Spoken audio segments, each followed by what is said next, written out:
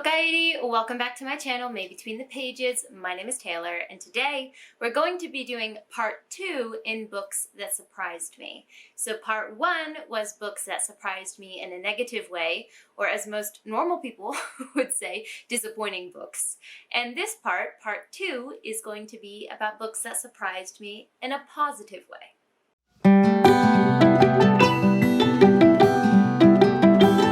First of all, I want to get this disclaimer out there that there are people doing construction, I think in the apartment above us, and it's so noisy.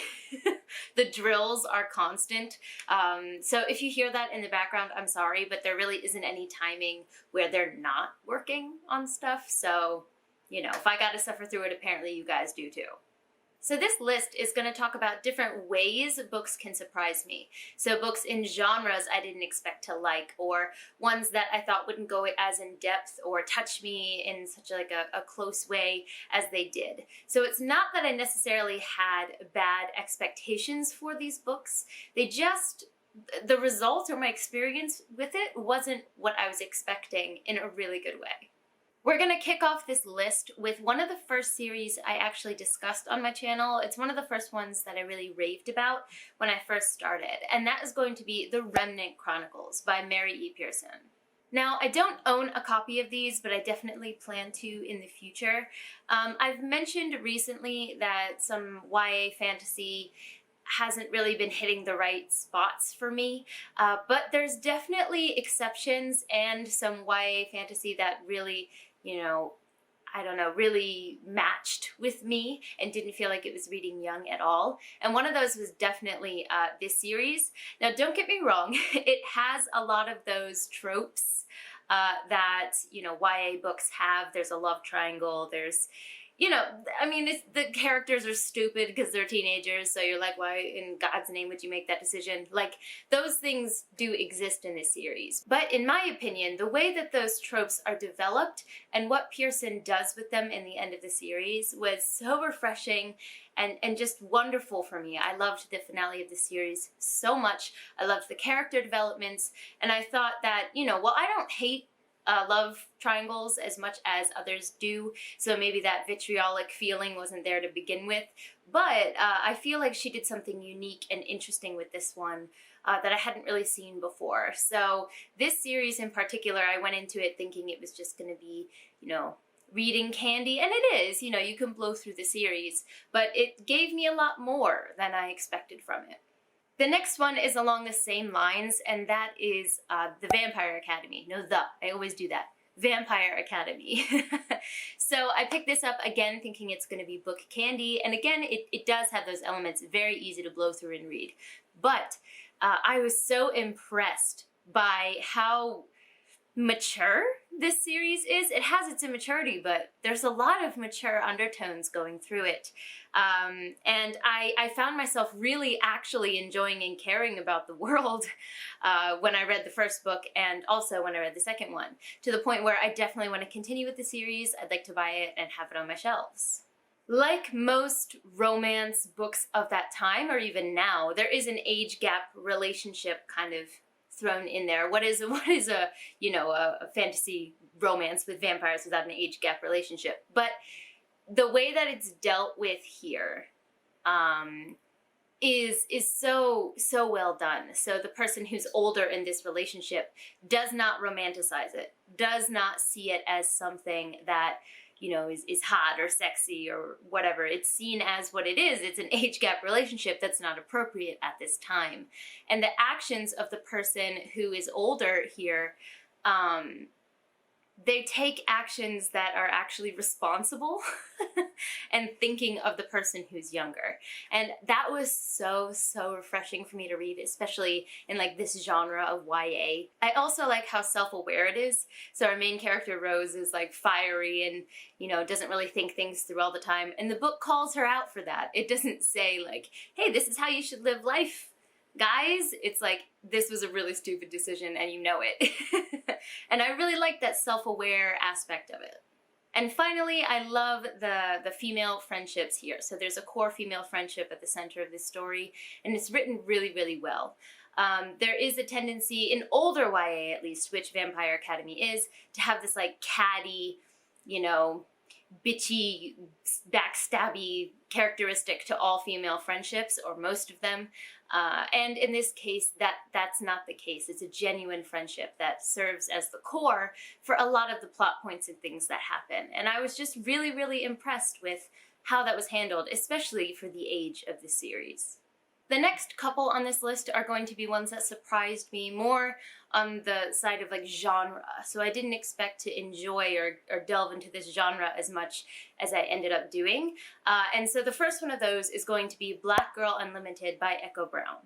Now, I heard amazing things about this book, and that's why I ended up picking it up, because it's not in my usual wheelhouse of books that would catch my eye, just because I don't really function, or I didn't function, within the contemporary sphere.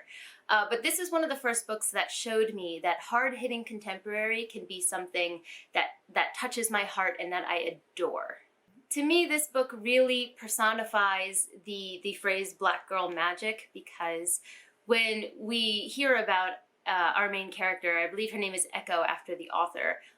Editing Taylor, correct yourself if that's the case. It's been a while since I've read it. But I believe our main character's name is Echo.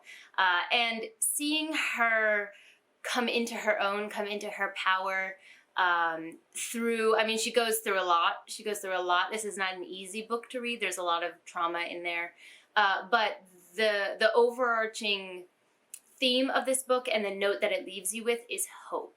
And the fact that you are the one who makes your own brand of magic in the world. And no one else can do that except you. And it's just such a beautiful, wonderful message that I think everyone could benefit from reading. And like I said, this is one of the first books where I was like, wow, I didn't expect contemporary to hit me this way, because up until this point I had dabbled in like fluffy contemporaries, which, you know, can be different ranges of ages, but usually teenagers going to school or whatever, and those just didn't work for me. But I find that if I have the same age range of a character, but it's dealing with deeper themes, doesn't have to be traumatic or anything, but deals with like a theme to it, I can really get on board. So I have this book to thank for that.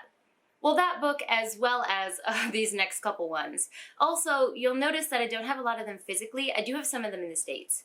But these are books I definitely want to add to my collection at some point in the future. I just haven't done so yet.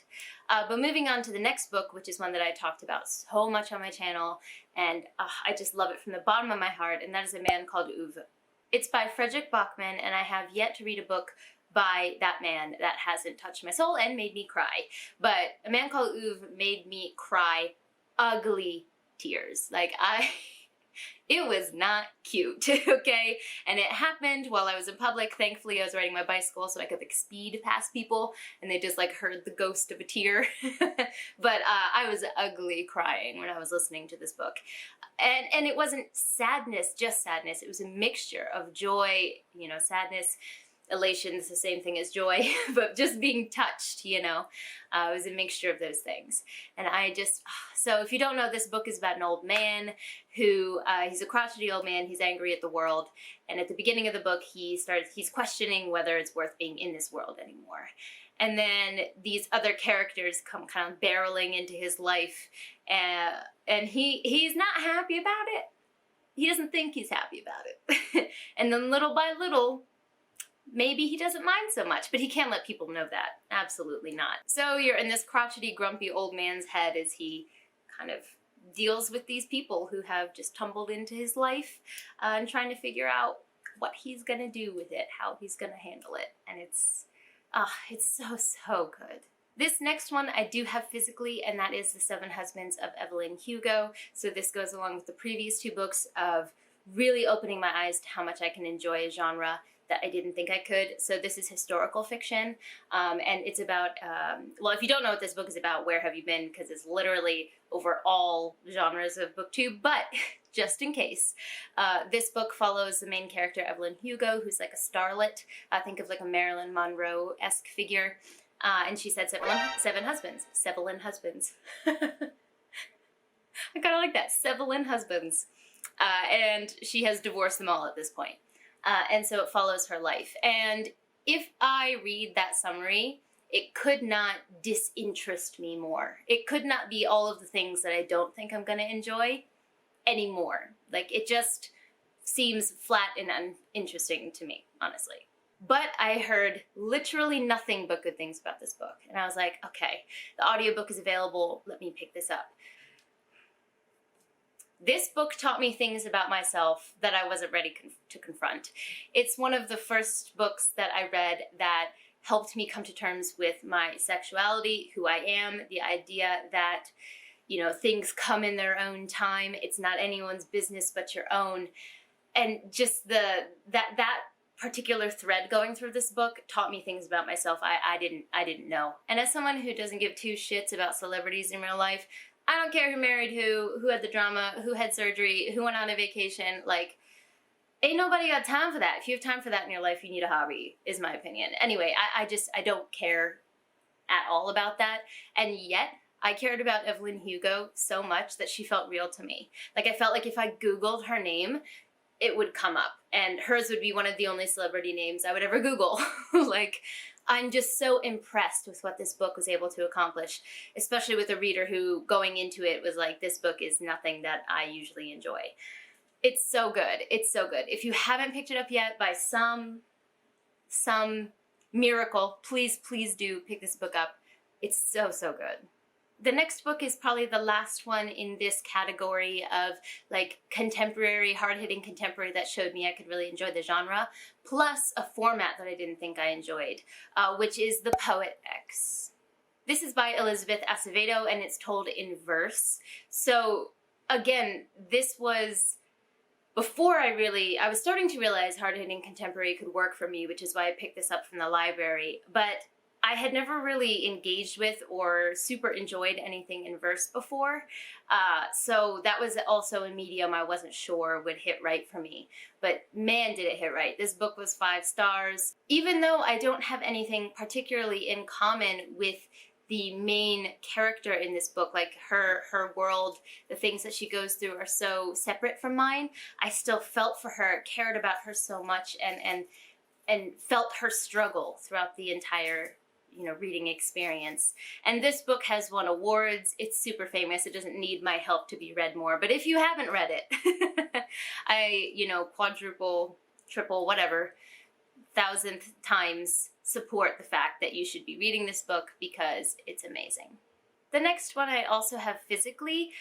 This was just a random pickup for me when I went back to the States, like back when I could do so freely, back when I, travel was open. I ended up picking up this book, 1,000 Beginnings and Endings. This is a short story collection, which is edited by Ellen O. and Elise Chapman, but all of the authors in here are from some area of Asia. So all of these short stories are reimaginings of mythology, folklore, you name it, from that particular culture. And I just picked this up on a whim. The cover looked beautiful, and the list of names on the back, I knew a couple of them. Renee Adier, Roshni Chachki, Julie Kagawa. There's a lot on here that I'd heard, even though I hadn't read any of these authors, ironically. Well, I have read Roshni Chachki, actually. But, there were just a lot of names that I recognized from the ether. And I was like, oh, this sounds really interesting. And I liked 3/4 of these stories. Not just liked, but thoroughly enjoyed at least 3/4 of these, which is kind of rare when you're reading a short story collection. Something that was consistent through all of these is the description of food. It's so rich, it makes you hungry. Like, Asians know how to do food. Well, I think every culture knows how to do their own food, of course, and everything can be mouth-watering, but I wanted to go have a huge meal after reading this. So yeah, the cover is stunning, and it just really pleasantly surprised me with the standard level of beautiful writing that was in here. One of the ones that sticks out to me to this day, even though I think I read it over 2 years ago, was there's one story about a mountain spirit, a woman who became the mountain. I can't remember which one it was. Like I said, it was a long time ago. I'm sure I wrote about it in my review. I'll see if I can take a look at it and add it afterwards on the screen. But there's one particular story that sticks with me to this day that I really enjoyed. But yeah, I was just really, really pleasantly surprised by this. And the mythology of different cultures has a lot to teach you about what that culture values, or the way of thinking, or the way that stories are told there. We all know that I love mythology, folklore, you know, on this series. I have my own series about it. So yeah, this just, this tapped into a lot of things that I really like. So if you haven't read this, I would highly recommend you picking it up. The next one, you might notice there's suddenly a hole in my background, and that would be Howl's Moving Castle by Dianne Wynne Jones. So this is the Folio Society edition. I've mentioned it a couple times. I'll take it out of this bookcase for this discussion. Slide this in here.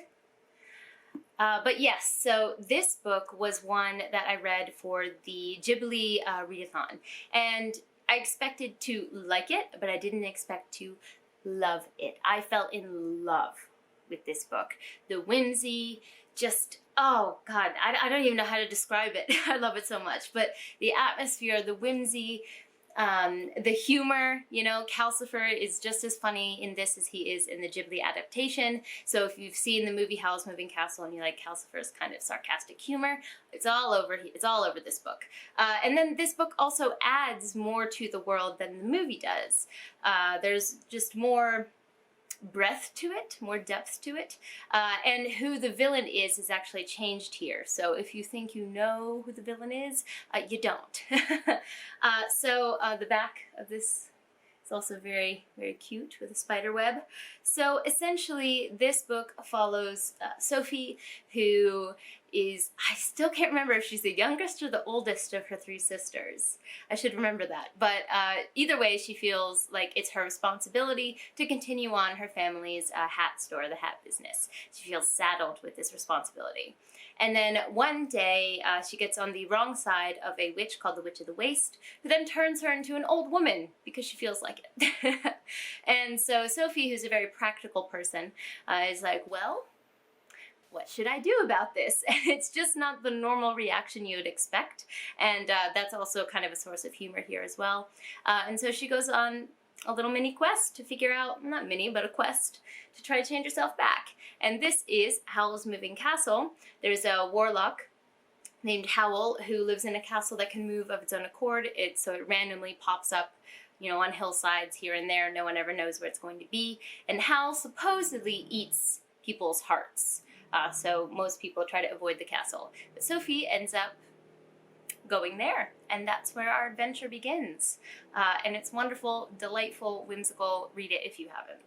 We've got about 3 more books to go here. The next one is Along the Razor's Edge by Rob J. Hayes. So this was one of the first books I read for the India Chords Readathon run by Lana over on Lauren Lullabies. I'll link her down below. The readathon is amazing. I think it's going to happen again this summer, so highly recommend you join, because that readathon and this book specifically opened my eyes to how much I can just adore self-pub and indie books. How much gold is out there just waiting to be mined that a publisher hasn't found yet, you know? Or maybe the author doesn't want a publisher to find it. You know, there are lots of reasons to be indie or self-pub, but this was one of the first books I read, and I just, I love it so much. You can see I tabbed the living shit out of it. So of course I joined the readathon, so I expected to be able to find books that I would like, but I didn't expect to find one that I just fell in love with this much. So here we follow Eskara, or Eska as you come to call her, as she is reflecting back on her life as an old woman, right? So it's one of those, you know, Name of the Wind kind of things. A lot of books follow this trope, of course, but that's the format of this book. And in this book, she is trained to be a warrior for one particular nation, basically brainwashed to be like their weapon, because she is a, what do they call her? Oh my gosh, not a magician. A sorcerer? Yeah, sorcerers, okay. So she is a sorcerer. So when her nation is defeated by the other one, she's taken in and put in the deepest, most difficult, that's not the word I'm looking for, the deepest, harshest prison. What's the word I'm looking for? High security, there we go, high security prison that they have. which is buried deep underground called the Pit. And so in this book, we follow her, I think she's 15, 16 in this book, as she... Maybe she's older than that. Let me not put words in this book's mouth. She's young. And she has to figure out how to navigate this prison. And it's amazing. Her voice is pretentious, I will say. You know, she gets a little preachy at times. And Rob J. Hayes really plays into the idea of talking about the past, you know, or talking about the past from the future. So it is a very distinct narrative voice, so you'll find out pretty soon if you like it or if you don't like it. Something else I do want to mention, there's a lot of cursing. So I did recommend this to someone before and then didn't kind of warn them of that. There's just lots of fucks in this book. There's lots of cursing. And very creative curse words as well. You know, you gotta give credit for that. But it's just a harsh, unforgiving world with a harsh, unforgiving main character, and I adored it.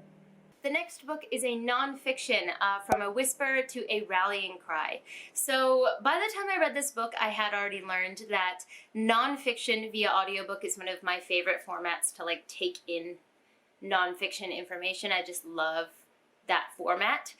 So that wasn't necessarily a surprise to me that I could enjoy nonfiction in that regard. But what surprised me about this book is how much it touched me. Like, usually nonfiction, depending on the subject, of course, can make me upset, can make me angry, and those emotions were there as well. But this book made me cry. It made me sad. It made me feel like I knew the characters in the book. Now, this could also be because this is about a Chinese man who was murdered in America during the Japanese car boom, simply for being Asian. So he wasn't even Japanese, but because he was Asian, he was murdered just based on bigotry. And I had never even heard his name before. And his murder is pretty much what galvanized and began in earnest the fight for Asian American rights in the States. And I think that with the possible future of my husband and I moving to America, he is Asian, and I just felt so close to these characters because I could see my future. I could see my present in them, and the pain that they went through. So this book surprised me with how much I connected and how visceral my feelings were when reading about what happened here. Beware when you read this book, you will be angry because the miscarriage of justice is just... woo! I needed to walk it off. I needed to take a minute.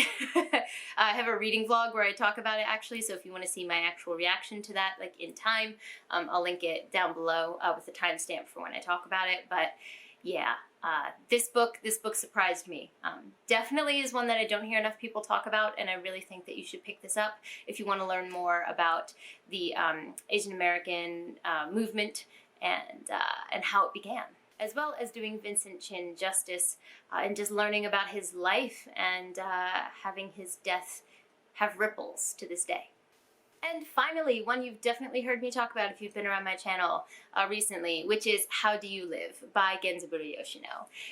This book, I picked this up on a whim from the bookstore here in Fukuoka. It just caught my eye. I've been trying to read more translated works. Seemed perfect. Also, this is pretty, of course, but the cover, the hardcover, as soon as I took the dust jacket off in the store, I was like, I need to own this. I don't even care if I like what's between the pages. I need to own this. Thankfully, I adore what is in these pages, and this is one of my favorite books of all time now. So it surprised me pretty much in every regard. It's a genre, it's more like, it is, I don't want to say literary fiction. I don't really know where to put this. It's fiction. But it's not a genre that I would usually lean towards, because it's definitely more contemporary. At the time it was written, it was contemporary. Now I would say it's historical fiction, but at the time it was a contemporary book. So it deals with the day-to-day life of this young boy named Copper. And one day he is sitting above Tokyo with his uncle at night, and he just has this epiphany, this moment when he realizes how much life is in this world, how many humans there are, how many people are out there living their individual lives. And that epiphany that he has changes the way he looks at the world from that moment forward. And I think most people have had that moment, at least I have, where I'm in traffic and I'm like, where are all these people going? Why are there so many of us, you know?